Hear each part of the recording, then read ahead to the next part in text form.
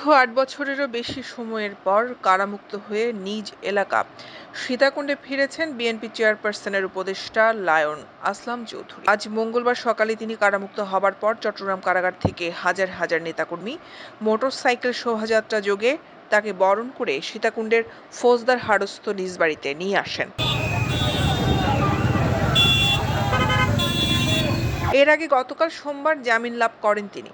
এদিকে আসলাম চৌধুরীকে বরণ করতে পূর্ব থেকে প্রস্তুত ছিলেন চট্টগ্রাম উত্তর, দক্ষিণ জেলা এবং সীতাকুণ্ড উপজেলা বিএনপি ও অঙ্গ সংগঠনের নেতাকর্মীরা। কারাগার থেকে বের হবার পর তিনি জেলগেটে এবং সিটি গেট এলাকায় সংক্ষিপ্ত পথসভায় নেতাকর্মীদের শুভেচ্ছা জানিয়ে বক্তব্য রাখেন। এই সময় চট্টগ্রাম সিটি গেট থেকে বড় দারোগাহাট পর্যন্ত পুরো উপজেলায় ঢাকা চট্টগ্রাম মহাসড়কের রাস্তায় উভয় পাশে প্রত্যেকটি ইউনিয়নে পথসভার প্রস্তুতি নিয়ে নেতাকর্মীরা অবস্থান নেন।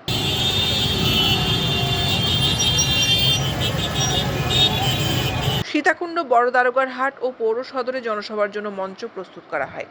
জানা যায়, এত বছর পর প্রিয় নেতা লায়ন আসলাম চৌধুরী এলাকায় আসায় অভিভাবকহীন হয়ে পড়া বিএনপি ও অঙ্গ সংগঠনগুলো যেন হঠাৎ প্রাণ ফিরে পেয়েছে। আসলাম চৌধুরী সোমবার জামিন পাবার খবর ছড়িয়ে পড়ার পর থেকে পুরো উপজেলায় সাজ সাজ রব দেখা যায়।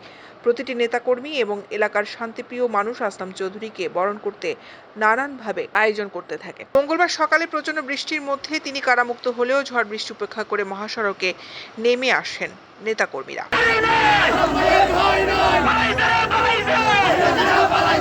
দৈনিক আজাদী নিউজ ডেস্ক।